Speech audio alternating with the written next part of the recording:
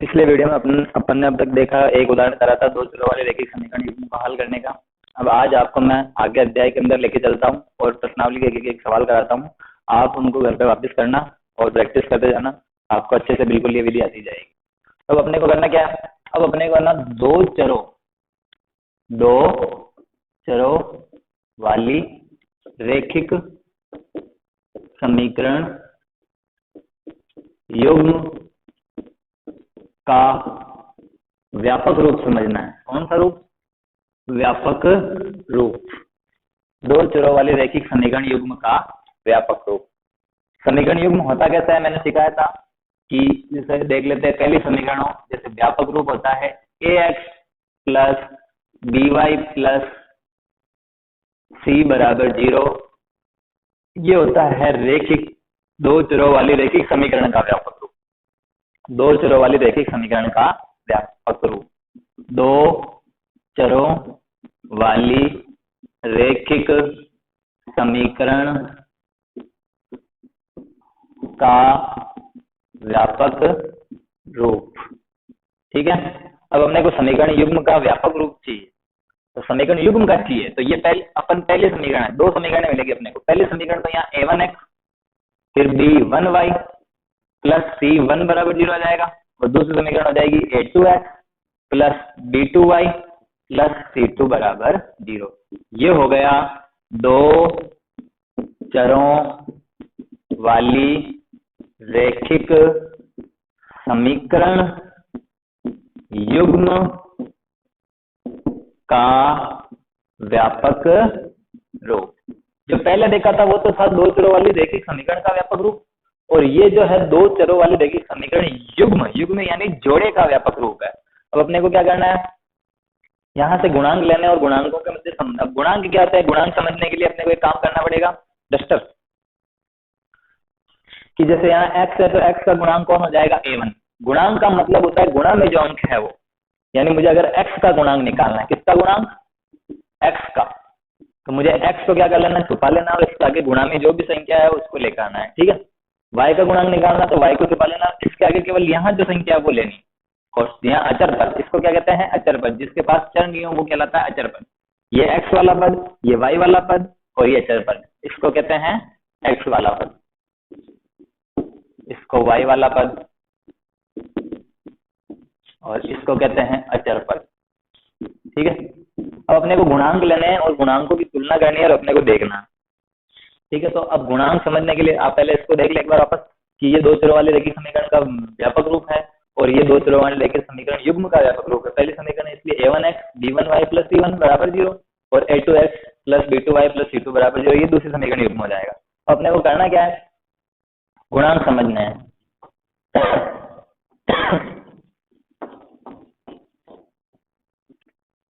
जैसे मैं एक समीकरण लेता हूं 2x प्लस 3y बराबर 5।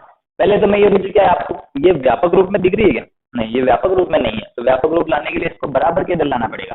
तो 2x प्लस 3y प्लस का 5 इधर आकर माइनस का 5 बराबर क्या हो जाएगा 0। अब ये इसके व्यापक रूप में है। अब अपने को गुणांक लेने हैं, अचर पद लेने हैं।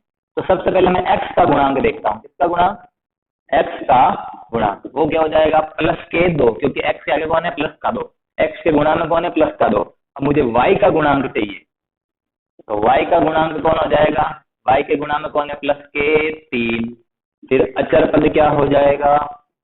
अचर पद जिसके साथ चर नहीं हो। देखो इसके साथ चर है, इसके साथ चर है, लेकिन इसके साथ चर नहीं है, तो अचर पद कौन हो जाएगा? माइनस के 5। आ रही बात समझ में कि x का गुणांक 2, y का गुणांक 3 और अचर पद माइनस के 5। तो इस प्रकार अपन इन समीकरणों से गुणांक लिख सकते हैं। एक उदाहरण और देखते हैं, जैसे 3x माइनस 5 बराबर माइनस के 2। अपने को व्यापक रूप में रखना है तो बराबर के उधर क्या होना चाहिए? 0 होना चाहिए व्यापक रूप में। 3x माइनस 5 माइनस के 2 इधर आकर प्लस के 2 बराबर क्या हो जाएगा 0। ये तो समीकरण का व्यापक रूप है। अब अपने को गुणांक लेना है, यहाँ y है। ठीक है। हाँ, x का गुणांक, यहाँ y है 5 के आगे। ठीक है। x का गुणांक कितना है? 3। y का गुणांक कितना है? अभी मैंने क्या कहा था? y का गुणांक, जो y के गुणा में चिन्ह सहित लेना हमेशा। माइनस के 5, प्लस का तो प्लस के 5 ले लो, माइनस का तो माइनस के 5 ले लो। फिर अचर पद अचर पद यानी जिसके साथ चर नहीं है वो कौन हो जाएगा, प्लस के 2, ये आ गए गुणांक आपके सामने। तो समीकरण में जहाँ एक्स है वहाँ एक्स का गुणांक ले लेंगे, वाई है वाई का गुणांक ले लेंगे, अचर पद का ले लेंगे। ठीक है, ये चीजें आना जरूरी है क्योंकि एक नंबर का सवाल आ सकता है कि गुणांकों की तुलना कीजिए और हलों की प्रकृति बताइए। ठीक है, अब इन गुणांकों के आधार पर अपन सीधे ही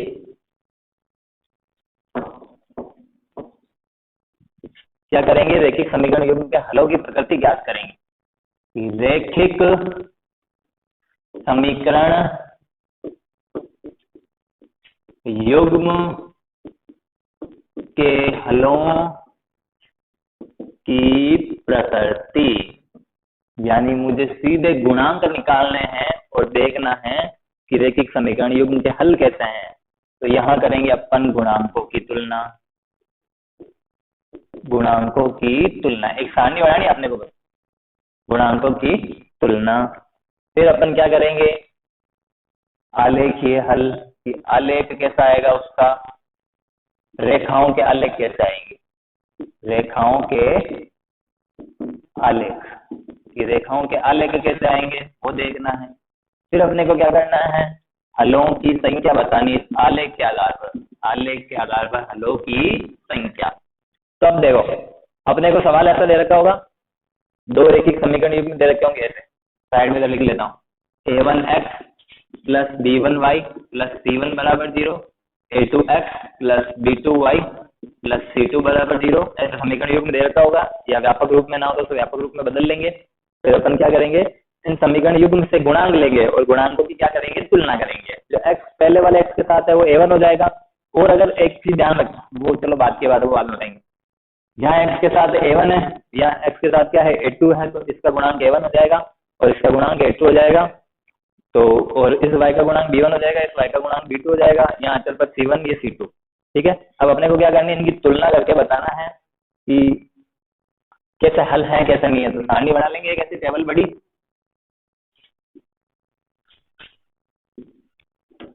चलो पहली कंडीशन, 3 कंडीशन देखनी है अपने को, क्योंकि मैंने कल ही बताई थी 3 स्थिति हो सकती है, दोनों रेखाएं समांतर हो, दोनों रेखाएं प्रतिच्छेदी हो और दोनों रेखाएं क्या हो, समपाती हो। तो पहली स्थिति देखते हैं, a1 बटा a2 बराबर नहीं हो, यानी मैं a1 और a2 को बचा में लूंगा, उसका मान निकालूंगा, फिर देखूंगा b1 बटा b2। अगर a1 बटा a2 बराबर नहीं है किसके, b1 बटा b2 के, तो ऐसी स्थिति में अद्वितीय हल होंगे। रेखाएं कैसी होगी, पहले तो रेखाओं का आलेख कैसा होगा, रेखाएं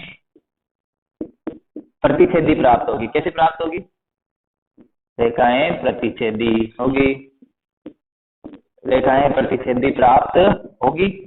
ठीक है, और इनका आलेख मैंने कल बताया था, प्रतिच्छेदी का मतलब दोनों एक दूसरे को काटती हुई प्राप्त होगी, यानी ऐसी प्राप्त होगी, एक दूसरे को काटती हुई दोनों रेखाएं प्रतिच्छेदी। ऐसे बड़ा देख ले थोड़ा, ठीक है, दोनों रेखाएं इस प्रकार की प्राप्त होगी। और मैंने कल बताया था अगर दोनों रेखाएं प्रतिच्छेदी है तो वो कितने बिंदु पर काटती है, केवल एक बिंदु पर काटती है, अतः केवल एक हल यानी अद्वितीय हल। कितने हल, अद्वितीय हल, या अपन कह सकते हैं या केवल एक हल। ठीक है, फिर अब अपन दूसरी स्थिति देखते हैं कि a1 बटा a2 बराबर हो b1 बटा b2 के, लेकिन बराबर नहीं हो c1 बटा c2 के। ठीक है, तो इस स्थिति में क्या करेंगे अपन, दोनों रेखाएं कैसी आएगी, दोनों रेखाएं समांतर होगी।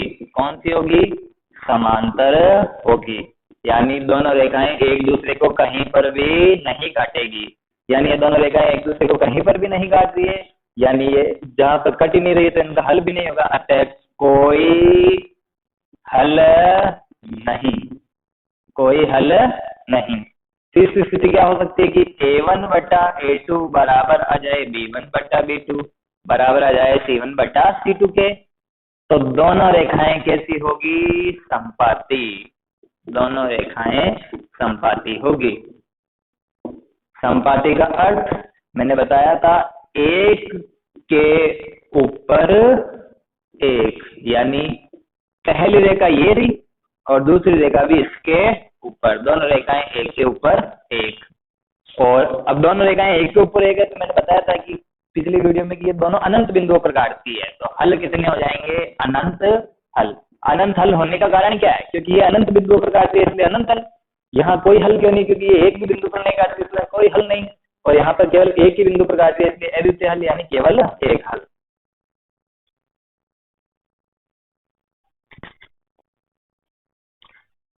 अब तक अपन ने पढ़ लिया कि एक बार एक उदाहरण करके देख लिया कि ग्राफ कैसे बनाना है। फिर अपन ने गुणांकों की सहायता से समीकरण के हल कैसे होते हैं वो निकाल लिए। अभी बताया था मैंने कि जब दोनों रेखाएं समांतर हो तो कोई हल नहीं होता है, दोनों रेखाएं प्रतिच्छेदी हो तो केवल एक हल होता है, दोनों रेखाएं संपाती हो तो अनंत हल होते हैं। अब अपने को ऐसा एक सवाल आएगा 1 नंबर का, तो अपने को वो सवाल करना है। सवाल है क्या? अब मैं अध्याय स्टार्ट कर रहा हूँ, प्रश्नावली 4.1। अभी तक अगर कोई किसी प्रकार की समस्या हो तो आपको ग्रुप में ऐड किया हुआ है, उस ग्रुप पे आप मैसेज डाल दें कि आपको किस प्रकार की समस्या हो रही है, ठीक है, और मैसेज भेज दें। अब अपने को करना क्या है? सवाल आएगा ऐसा, प्रश्नावली 4.1 का पहला सवाल है कि अनुपातों A1/A2, B1/B2, C1/C2 की तुलना कर ज्ञात कीजिए कि रेखिक समीकरणों के युग्म संगत है या असंगत। यहाँ एक शब्द आ रहा है संगत और असंगत। ये क्या होता है? अभी मैंने बताया नहीं संगत या असंगत क्या होता है। तो संगत और असंगत सीधी गणित है। संगत का मतलब है कि अगर हल है, केवल एक हल है तो भी संगत होगा, और अगर अनंत हल है, अनंत हल तो भी क्या होगा? संगत होगा। संगत की स्थिति कौन सी हो गई? कि केवल एक हल है तो भी संगत, और अनंत हल है तो भी क्या हो जाएंगे? संगत। अब अगर हल है ही नहीं तो क्या हो जाएगा? अगर कोई हल नहीं हो तो वो स्थिति कौन सी होगी? असंगत। एक बार वापस देखें कि अगर केवल एक हल आ रहा है, वो अपने को पता कैसे पड़ेगा? अपन गुणांकों की तुलना करेंगे, ये दोनों रेखाएं प्रतिच्छेदी गुणांक तुलना कर लेंगे। अगर बराबर नहीं आ रहे तो केवल एक हल है। अगर A1/A2 बराबर B1/B2 आ रहा है लेकिन C1/C2 के बराबर नहीं आ रहा है तो दोनों रेखाएं समांतर, यानी कोई हल नहीं होगा। और अगर तीनों गुणांकों के अनुपात बराबर आ रहे तो अपने पास क्या आ जाएंगे? अनंत हल आ जाएंगे। यानी संगत कब होगा? जब केवल एक हल हो या अनंत हल हो। और असंगत कब होगा? जब कोई हल नहीं हो। मैं इसको इरेज कर रहा हूँ, आप लिख सकते हो, अपने कॉपी में लिख लें, साथ के साथ लिखते जाएं। अब मुझे करना क्या है? गुणांकों की तुलना करनी है।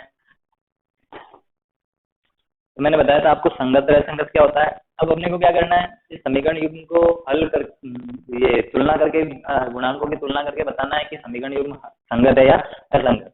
तो गुणांक निकालना मैंने अभी सिखाया था। मैंने पहली शर्त बताई थी कि इसको व्यापक रूप में लिखना है, तो व्यापक रूप यानी बराबर के उधर क्या होना चाहिए? 0 होना चाहिए। तो 2x फिर -3y है जैसे का जैसा। ये प्लस का 8 है इधर, ये पक्षांतर होकर इधर आएगा तो -8 बराबर क्या हो जाएगा? 0। फिर दूसरी समीकरण का व्यापक रूप 4x - 6y बराबर के उधर 9 है, वो प्लस के 9 इधर आकर किसके हो जाएंगे? -9 बराबर 0। अब ये इनका व्यापक रूप हो गया है। फिर मैंने क्या कहा था? जब पहली समीकरण है उसमें x के आगे वाला a1 कहलाएगा, तो a1 बराबर कितना हो गया? 2। b1 बराबर -3 और c1 बराबर -8। फिर a2 यानी दूसरी समीकरण में x का गुणांक कितना है? 4, वो a2 कहलाएगा। फिर b2 क्या कहलाएगा? y का गुणांक -6 है। c2 क्या कहलाएगा? -9। अब अपने को क्या करना है? इन गुणांकों की तुलना करनी है और देखना है कि किस प्रकार के हल आ रहे हैं। तो मैं सबसे पहले निकालूंगा A1/A2, A1/A2, A1/A2। A1 का मान 2, A2 का मान 4। मैं इसका मान निकालता हूँ। 2 एकम 2, 2 दूनी 4, यानी 1/2।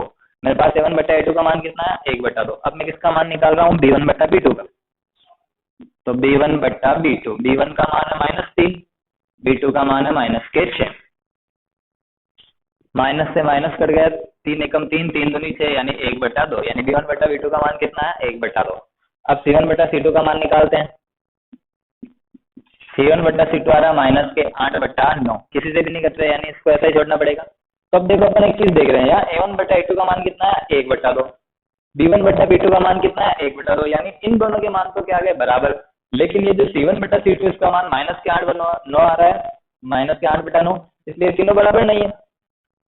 यानी मैं कह सकता हूं कि A1/A2 बराबर है B1/B2 के, लेकिन बराबर नहीं है C1/C2 के। तो ये आ गई वो स्थितियां जो अपन ने पढ़ी थी। कौन सी स्थिति? मैंने 3 स्थितियां बताई थी कि A1 बटा A2 बराबर नहीं हो B1 बटा B2 के, तो अद्वितीय हल, और A1 बटा A2 बराबर हो B1 बटा B2 लेकिन बराबर नहीं हो C1 बटा C2 के, तो कोई हल नहीं। और तीसरी स्थिति बताई थी मैंने, A1 बटा A2 बराबर आ जाए B1 बटा B2 बराबर आ जाए C1 बटा C2, तो यहाँ कितने होंगे? अनंत हल। तो यहाँ पर कौन सी स्थिति आ रही है? यहाँ पर अपने पास आ रही है दूसरी स्थिति, यानी मैं कह सकता हूं कि रेखिक समीकरण युग्म, यानी समीकरण युग्म के कोई हल नहीं है। कोई हल नहीं है तो मुझे बताना है संगत है या असंगत। हल नहीं है तो मैंने क्या कहा था कि असंगत होगा। अगर हल है, संगत कब होता है? जब हल हो, चाहे एक हो या फिर अनंत हो, तो क्या हो जाएगा? संगत। और असंगत कब होगा? जब कोई हल नहीं हो। तो हमारे पास कौन सी स्थिति आ रही? कोई हल नहीं है। कोई हल नहीं है यानी क्या होगा? असंगत। तो मैं सीधा कह सकता हूं निम्न या उपरोक्त या यह रेखिक समीकरण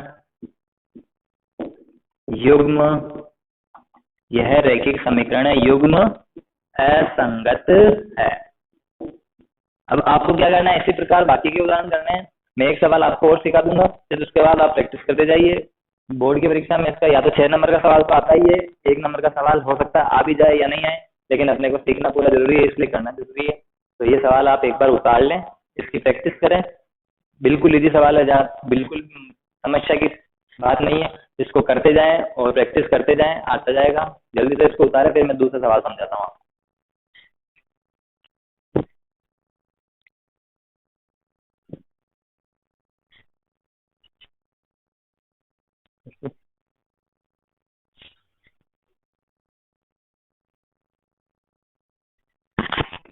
हेलो, अभी अपन ने एक उदाहरण देखा था 4.1 का पहला सवाल। अब अपन 4.1 का चौथा सवाल कर रहे हैं। वापस वही काम करना है, अपने को बताना है कि निम्न रैखिक समीकरण युग्म संगत है या असंगत। तो सबसे पहले मैंने काम बताया था कि रैखिक समीकरण युग्म को व्यापक रूप में लिखना है। तो व्यापक रूप यानी बराबर के उधर क्या होना चाहिए? 0 होना चाहिए। तो 4/3x प्लस 2y प्लस के 8 इधर आकर माइनस का 8 बराबर 0। 2x है जैसा का जैसा, प्लस 3y है जैसा का जैसा, और प्लस का 12 इधर आकर किसका हो जाएगा? माइनस का 12। अब अपने को A1 A2 B1 B2 C1 C2 निकालना है। तो A1 क्या होगा? x का, पहले समीकरण में x का गुणांक तो A1 हो गया 4/3। फिर B1 क्या है?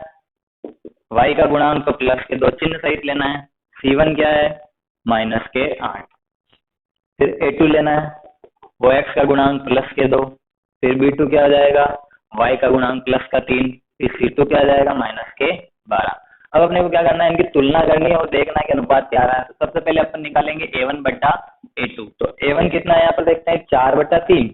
तो यहाँ थोड़ा सा ध्यान रखें, यहाँ भिन्न है, तो भिन्नों की जोड़ बाकी के जोड़ बाकी गुणा भाग आपने छोटी क्लासों में सीखी होगी, नहीं आती है फिर भी मैं भाग सिखा देता हूँ यहाँ पर कि 4/3 में अपने को भाग देना है A2 यानी 2 का। तो मैंने पहले भी बता रखा है, और नहीं आता तो देखें कि यहाँ ये जो 2 है ना, इसके बटा में क्या लिख सकते हैं अपन? 1 लिख सकते हैं। तो अब भिन्नों की जोड़ बाकी या भाग जब भी आ जाए, भिन्नों के भाग में क्या करना है? इसके अंश को इसके हर से गुणा करना है। इस ऊपर वाली के अंश को नीचे वाली के हर से, और ऊपर वाली के हर को नीचे वाली के अंश से। एक बार वापस सुने, इसके अंश को इसके हर से और इसके हर को इसके अंश से, यानी 1 को गुणा करेंगे 4 से, तो 4 एकम 4। फिर 2 को गुणा करेंगे 3 से, तो 3 दूनी 6। अब इनको काटेंगे तो दोनों 2 के पहाड़े से कट रहे हैं। 2 दूनी 4, 2 तिया 6, यानी A1 बटा A2 का मान मेरे पास कितना आ गया? 2/3। अब मैं निकालूंगा B1 बटा B2। B1 बटा B2 का मान, यहाँ B1 का मान 2 और B2 का मान 3, तो B1 बटा B2 का मान आया 2/3। फिर मैं निकालूंगा C1 बटा C2 का मान। तो C1 बटा C2, C1 का मान -8 बटा C2 का मान -12। पहले माइनस से माइनस कट गया, अब दोनों 4 के बारे से कट रहे हैं। 4 दूनी 8, 4 3 12। अब मैं एक चीज देखता हूँ, यहाँ मैं A1 बटा A2, B1 बटा B2, C1 बटा C2 तीनों के मान देखता हूँ। तो यहाँ 2/3 है, यहाँ पर भी 2/3 है, यहाँ पर भी 2/3, तो तीनों के मान देखने का पता पड़ रहा है कि ये तीनों के मान क्या है, बराबर। तो मेरे पास ये स्थिति प्राप्त हो रही है कि A1/A2 बराबर आ रहा है B1/B2 के, बराबर आ रहा है C1/C2 के। यानी ये कौन सी स्थिति आ गई, अनंत हल वाली स्थिति। अनंत हल यानी मैंने क्या कहा था, अगर हल है तो क्या होगा, संगत, अगर हल है ही नहीं तो क्या हो जाएगा, असंगत। तो यहाँ हल है तो सही ना, चाहे एक हो चाहे अनंत, तो यहाँ हल है, इसलिए अपन लिख देंगे समीकरण युग्म संगत है। अब आपको इसी प्रकार से इसके बाकी के 2 सवाल करने हैं और इन्हीं सवालों को वापस एक बार प्रैक्टिस करना है। अब आगे जो आले के सवाल है वो अगली वीडियो में देखेंगे, तब तक के लिए प्रैक्टिस करते रहें। धन्यवाद।